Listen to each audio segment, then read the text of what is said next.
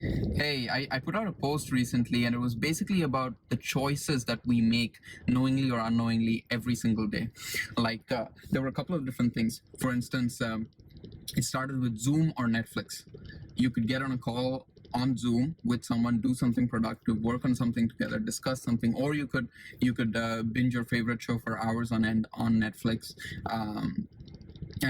And it's not that one is better than the other. It's just what kind of balance do you want to have. So there's Zoom or Netflix, and then there was a bunch of other things like exercise or relax, learn or entertain. A couple of different choices like this that we face on a day-to-day basis, and I just summed it up in pretty simple words. Now, by itself, the post didn't do super well in terms of just visibility and likes and all that, but it did lead to many interesting conversations I had one-on-one with different people who kind of vaguely got my idea, but not really completely. Maybe I should have done a better job with the captions, or just made it more interactive as a post itself. But that's what I want to talk about. So I wanted to specifically talk about, I think, the last one that I had, which is adapt or complain. That's a choice you have. You could either adapt to changes or you could complain about it. What do I mean by that? This pretty much applies to anyone. You could be a student, you could be an intern, you could be working somewhere for years, you could be doing your own thing, whatever, or you could be in school, you could be much younger. Whatever it is, you have a choice. You could either adapt to the latest changes, or you can complain and whine about it. So what do I mean? For instance, what are the two industries with the least innovation? Right? That means they've been doing the same thing for 50, 100, 150 years, whatever it is. The way they do things hasn't really changed. The way people work hasn't really changed in these two industries. These are just two that I know off the bat, probably many more, but two main ones. Can you make a guess? One is construction. So the way we build buildings, the materials we use, the manpower we depend on kind of remained the same for years on end. Okay, so that's construction. And then you have one that we don't really consider an industry, because it's considered a noble, humble profession and a service to the community. But let's face it, it's an industry, whether it's publicly funded or it's a private school. I'm talking about teachers. Okay, education and construction. These are just two that came to my mind in terms of spaces that haven't changed at all, not one bit, in the past 50 to 100 years. Now, the only thing that I see common between these two seemingly unconnected industries is this: they're heavily unionized, meaning the workers have their own unions, they have their trade unions.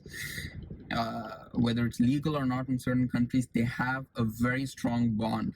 Okay, and even teachers, they have their associations, they have their unions, which often overpower the organization itself in terms of the fact that they have a huge say in how things are done, how things are run.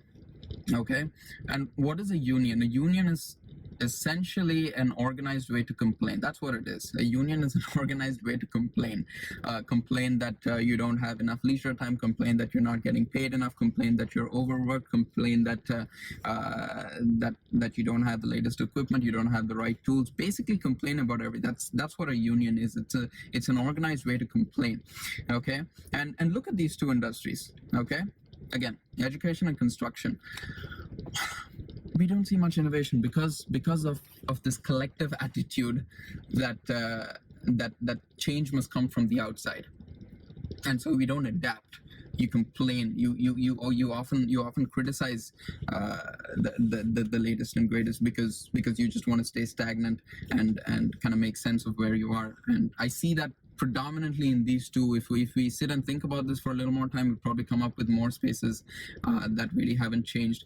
But these two off my mind. Now, what I'm coming to say is this: even on a personal level, you have a choice. Now, you could be thinking what's going on right now in terms of in terms of the whole COVID situation, in terms of markets basically crashing, in terms of moving towards not just a recession but a depression. Okay, big difference. We're moving towards a depression. you could think it doesn't affect you, but it does. Let me just make that clear. It does. Okay. You've been working somewhere for years. Okay, great. But look, if you're, regardless of where you are, okay, we are going to see cuts at every level. Okay, we're going to see cuts. So expect that. If you could be in school, you could be in university, okay, and you might think, okay, that doesn't affect you. You still have a few months or years to go on with your study, and you're not really affected by the whole employment situation out there. You actually are. Like, I mean, once you're done, who's going to hire you?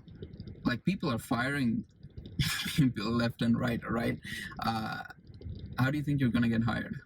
Okay, so let's face it, it's going to affect everyone. Even if you're a student, you're pretty much stuck at home right now. You have to do classes online, you have to do exams online, you have to do tuitions online. You're stuck at home. It affects everybody, and the only person who can take this lightly, like a kid, would be a kid. Okay, so it's a serious thing. Now, you have a choice. You could either adapt or complain. Now, I'll just give you another example here. Now, you're at home. Again, you can choose to consume all the sources of entertainment we have today. I just put out a post after listening to the Netflix earnings call. Me being in the media space, I like to stay up to date with what's happening in terms of Netflix's growth story. So I watched the investors call, which is where they report how their quarterly performance was. As a public company, you're required to do it. So they report what are the latest subscriber numbers, what are the latest income, and how they grew internationally versus domestically. So all these standard statistics that they report. And what's really interesting is that usually they grow about 5, 6, 7 million new subscribers every quarter. Okay, so new subscribers, meaning once you're done with the trial, people who actually stay and pay for the Netflix service, they commit to it. These are the new subscribers, and they report this every single quarter. So usually the number is 5 to 7, or in some cases 8 million new subscribers added every quarter. Guess how much it was for Q1 2020? Because basically since Jan-Feb, we've been seeing the whole COVID thing explode, and with lockdowns, people are at home. Just make a guess how many new subscribers Netflix added to their base. It's pretty much double the estimated number. It was double what people expected this quarter. 15.77 million new subscribers were added just this quarter, and that's just for this half of the year. All right, we've yet to see what the rest of the year looks like, and that makes me wonder. Okay, obviously you're not going to the cinema, and we need some sort of entertainment, but look, I mean, instead of hoping for some sort of a savior stimulus, or something's going to happen from the outside, why don't you use this time to adapt?